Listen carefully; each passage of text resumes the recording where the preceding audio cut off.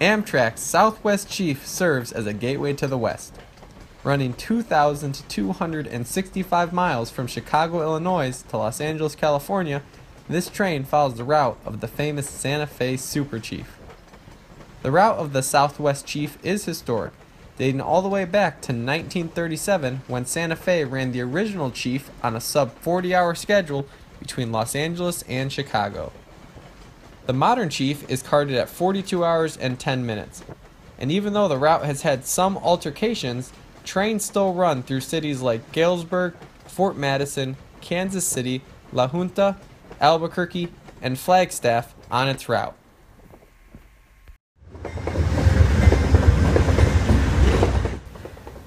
Our journey starts at Chicago Union Station, where the eastbound Southwest Chief is scheduled to arrive at 2:50 p.m. At the same time, train number 3, the westbound Southwest Chief, is scheduled to depart. On a previous trip, we have filmed both sets as they arrive and depart within a close time frame.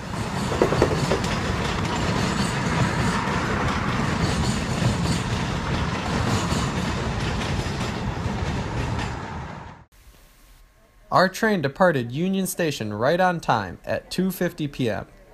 As you depart Union Station, you can get a view of the Amtrak coach and locomotive facilities in Chicago. Most of Amtrak's Midwest and long-distance equipment are serviced here.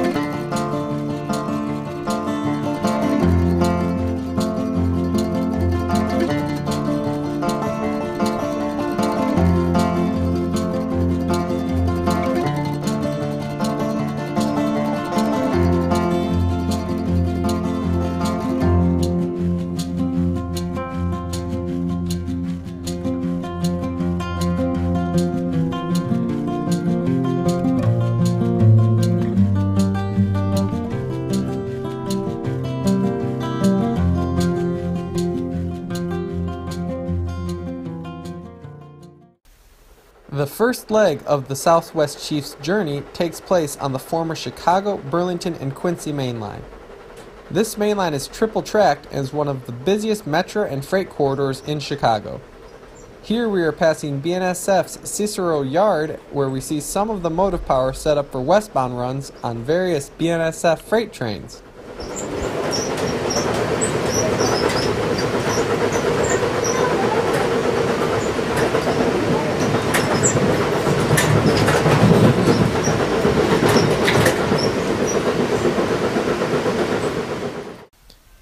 This line has been nicknamed the racetrack because of the frequency and speed of the trains on the line. During the summer months, we caught the Southwest Chief racing west at Berwyn.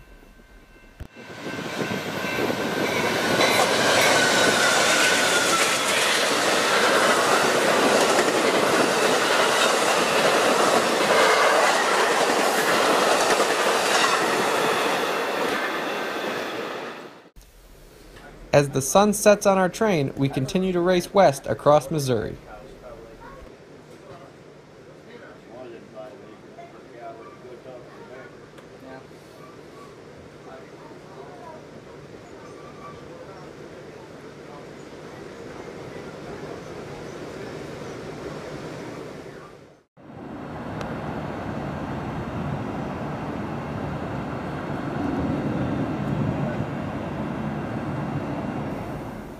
The final fresh air stop of the night is Kansas City, Missouri. While on the station platform, you can get a view of some of the downtown skyline as well as the BNSF mainline through town. As we waited for our train to continue, a BNSF intermodal train races east past the platform.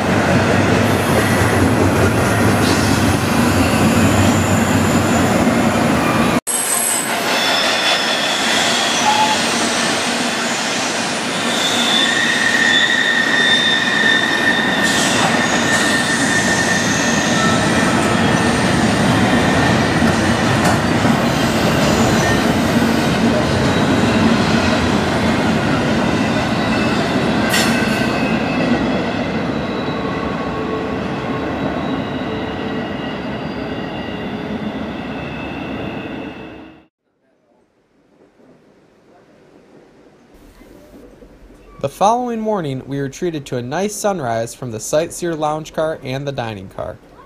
The next major stop would be La Junta, Colorado, where we would see the last of the BNSF until Albuquerque, New Mexico.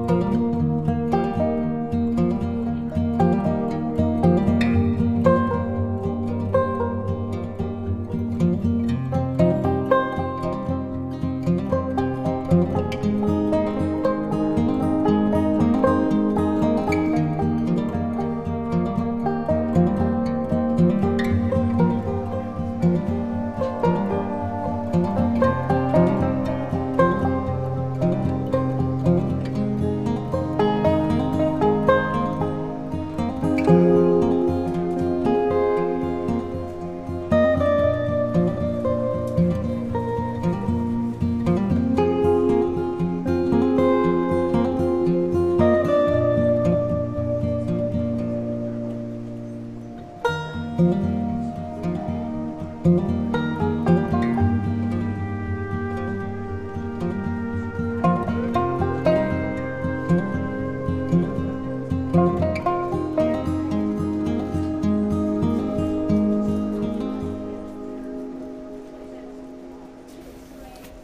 our train continues west, it passes through Delhi, Colorado. Here is the last Wig Wag crossing signal still in mainline use. The unique signal moves back and forth as the Southwest Chief approaches and passes at speed.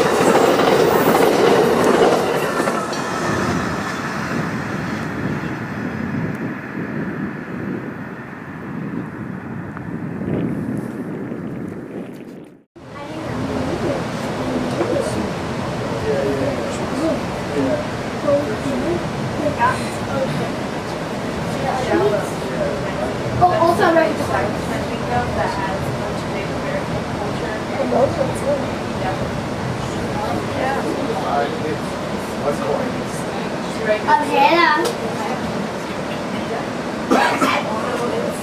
I have one license.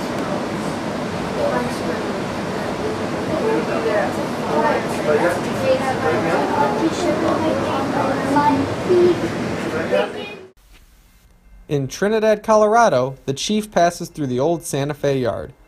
While BNSF still serves Trinidad, it does so mainly on the old Burlington Northern route between Denver, Colorado and Amarillo, Texas. From here to Albuquerque, Amtrak trains number 3 and number 4 are the only trains to regularly use the line.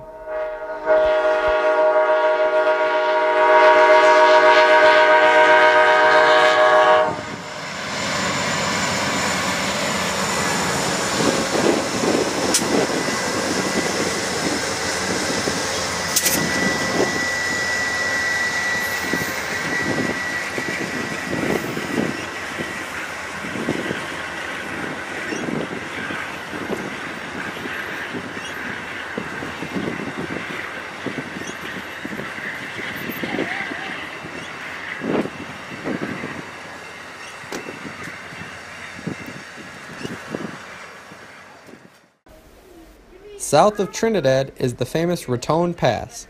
This portion of the route twists and turns as the train slowly makes its way up 3.5% grades to a total elevation of 7,588 feet.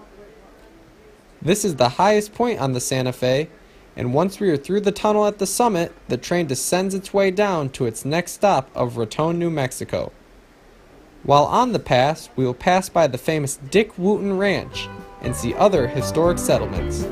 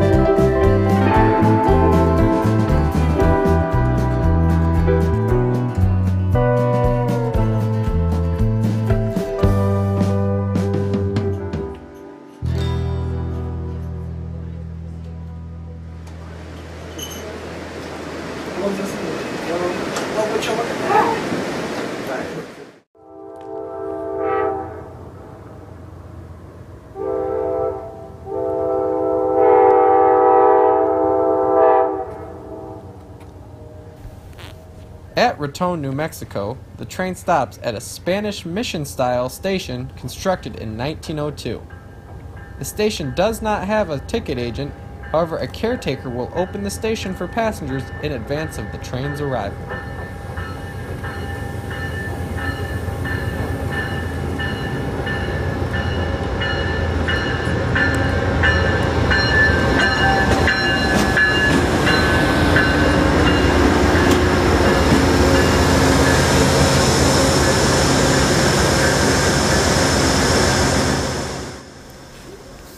From here, the train levels, and the engineer can really notch it out. On this portion of the line, we will also see vintage Semaphore Signals still in service. These signals were put in service nearly 100 years ago on the old Santa Fe and are still working to govern train movements on the line. South of Raton, we will get a simulated cab ride through the rear window of Amtrak train number 4. Please note that this footage was reversed to create the cab ride experience.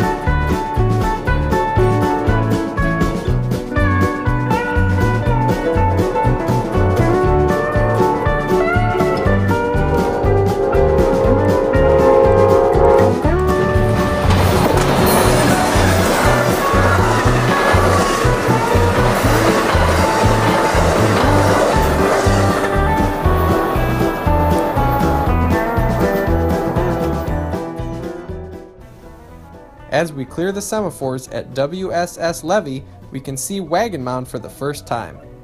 This location received its name from the resemblance it had to the covered wagons that were traveling the old Santa Fe Trail.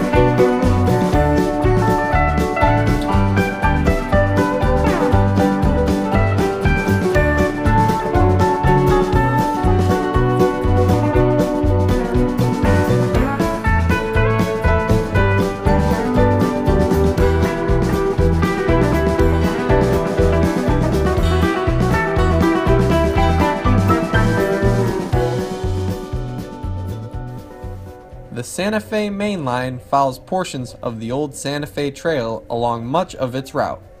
The Santa Fe Trail was established in 1821 as a trade route linking Kansas City to the west. In the late 1870s, the Santa Fe Railroad started construction on its transcontinental line, and by the 1880s it was completed, providing a much faster mode of transportation than the wagon trains that preceded it.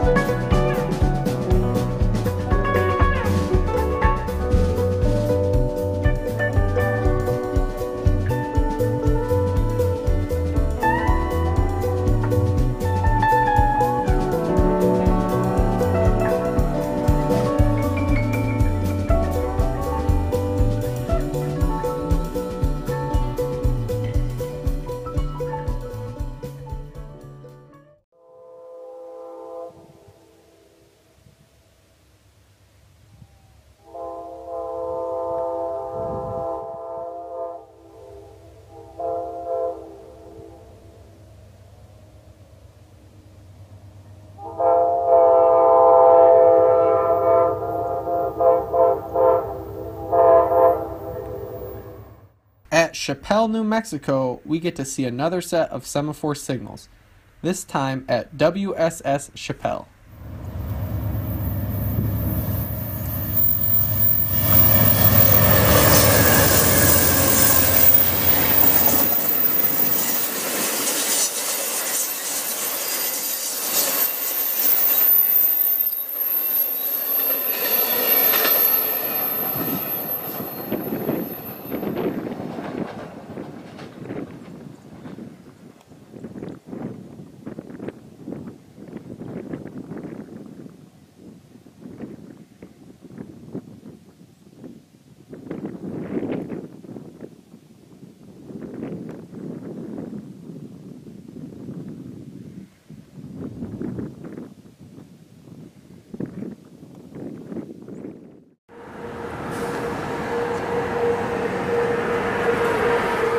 We have arrived at Albuquerque, New Mexico, one of the largest stops on the Southwest Chief's route. In Albuquerque, riders can connect with rail runner trains or the local city buses. The Rio Metro Regional Transit has an excellent system in place in Albuquerque.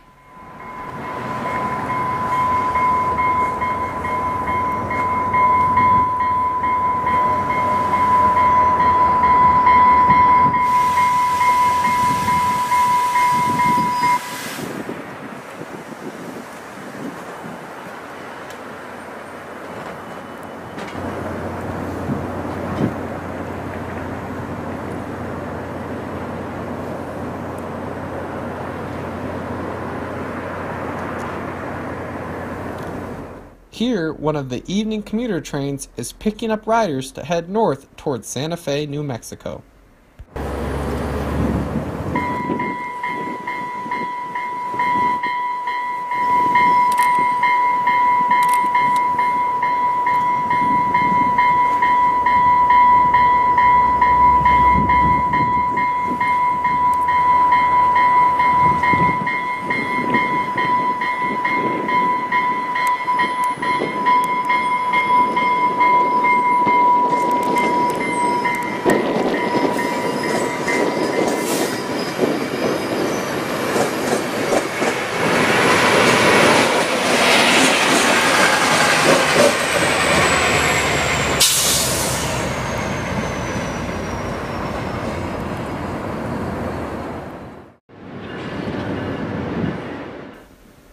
The station at Albuquerque was built in 2002, but uses elements of classic southwestern architecture. It serves the daily Amtrak trains, rail runner trains, and ABQ ride.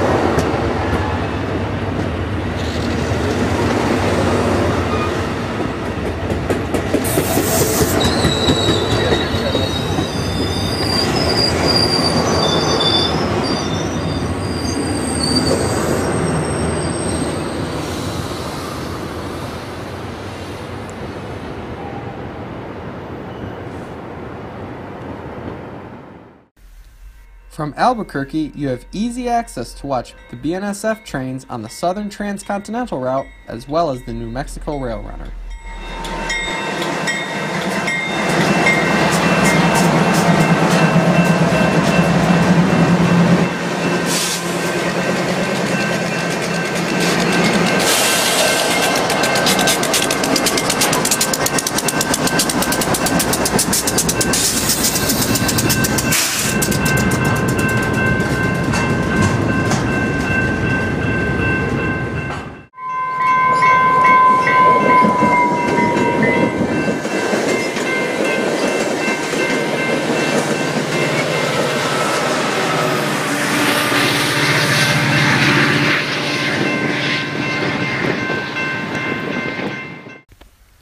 During the winter months, the remainder of the ride into Los Angeles is mostly under darkness. The following day, the train will arrive into Los Angeles at 8 a.m.